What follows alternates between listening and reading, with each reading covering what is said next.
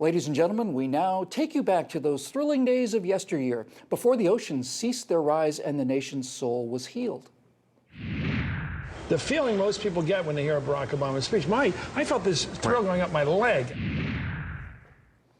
Yes, dear friends, that was professional, unbiased journalist Chris Tingle Matthews on fair and objective news outlet MSNBC, describing the remarkable sensation of inner thigh ecstasy in response to a man that most conservatives would instantly see was an empty suit. I say most conservatives because Reagan-era super conservative pundit David Brooks said the best thing he liked about Barack Obama was the fact that his pants were perfectly creased. Well, if that was how Mr. Matthews felt before the Second Coming, imagine how joyous he must feel now that the millennium has arrived. Let's find out, shall we?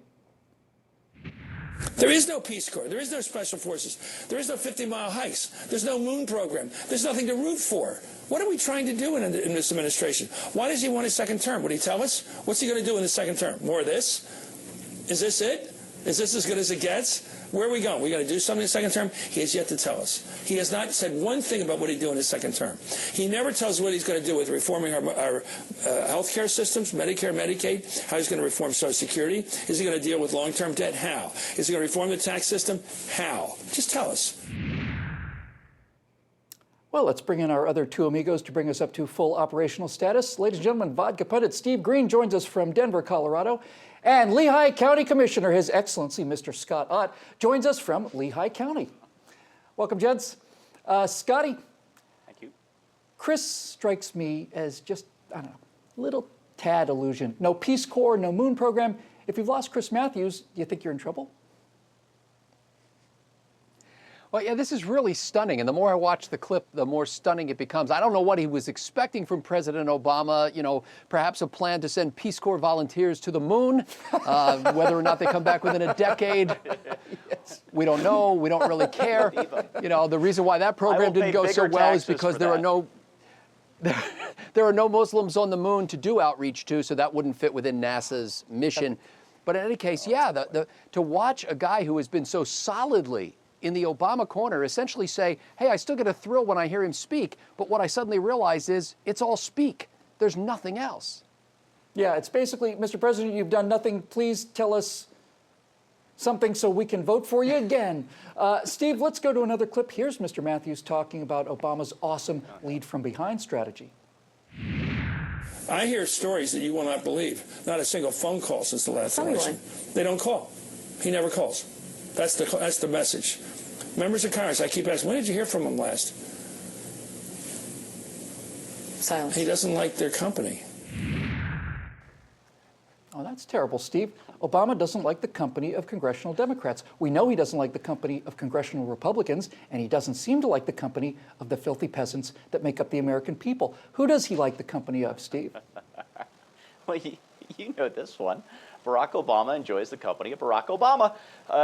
Possibly also his wife and daughters. There's not a whole lot of evidence for that one, since they tend to take separate jumbo jets to the same pricey vacation spot. Separate jumbo jets, Bill.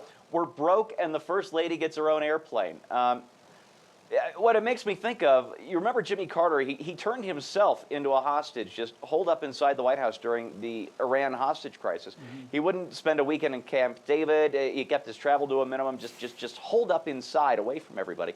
Well, that's President Obama, even when he's in a stadium full of people who love him. This guy is by himself 24/7. He's worse than Carter in that way, but you knew that.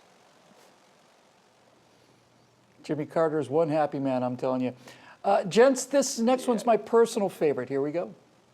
And Mrs. Obama, she's an amazing asset. And what has she done? Obesity? How about connecting with the American people about being Americans? I don't think she's happy. Goes on to say Mr. Obama isn't happy either. So, Scotty, according to Mr. Matthews, the Obamas are not happy about being in the White House at last. Something they actually do have in common with the American people.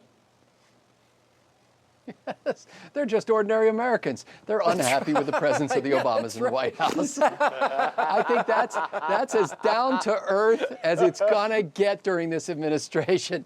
Yeah, you really do get the sense that, as we've talked about before, he loves to campaign, but he doesn't actually love to be the president. He loves people, He just doesn't love any particular person. I mean, it's like a big deal they have to have like a major news conference and a press opportunity when he's going to sit down and have a beer with somebody. You could rephrase that by saying he just really digs the adulation, but not so keen on the work part. Scott Ott will be changing the way that politics works from the ground up, and you can watch for the latest installment of his remarkable Freedoms Charter right here at PJTV. Steve,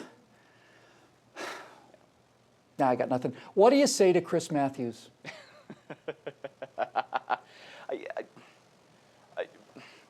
I don't know what I'd say to him, other than maybe I'm glad he's put on a dry diaper and isn't getting that tingle down his leg anymore. But you know what? You mentioned these guys before, and sorry, and there's something I'd like to say. You're gonna make me lose it. To all the pundits who got sucked in 3-4 years ago, the Matthews, the Noonans, the Dowds, the Brooks, the Buckleys, all of them, and what I'd say to them is, you failed. You failed in your jobs, and you failed your readers. You failed your viewers. Your job is to look past the gloss and look past the rhetoric and tell us what these candidates really are. And you guys failed. You suck at your jobs, and you're lucky you still have work. Oh, man, that was epic. Vodka pundit Steve Green can be found right here hosting the Weekend Blogs and Hair of the Dog segments right here at PJTV, and you can also find him at vodkapundit.com. Now, really, I don't have much to add to this, but I'll certainly embellish what Steve said. David Brooks, you soul of conservatism. Any idiot can get their pants perfectly creased, and any idiot did. Well, that was good enough for your conservative vote. I've heard you change your mind since then. Welcome to the world. As for Mr. Matthews, his statements represent simply the most partisan, far-left supporters of this president, his base, coming to grips with the fact that conservative knuckle-draggers like Rush Limbaugh and Glenn Beck and Andrew Breitbart and Andrew Klavan and Glenn Reynolds and Scott Ott and Steve Green and Bill Whittle and a bunch more have been saying since a year before he was elected. There's no there. Welcome to the world, boys. You know, your unicorn is in real trouble. And instead of realizing that there's no such thing as unicorns, no doubt you'll be looking under rocks for the next one. For the entire Trifecta team, I'm Bill Whittle.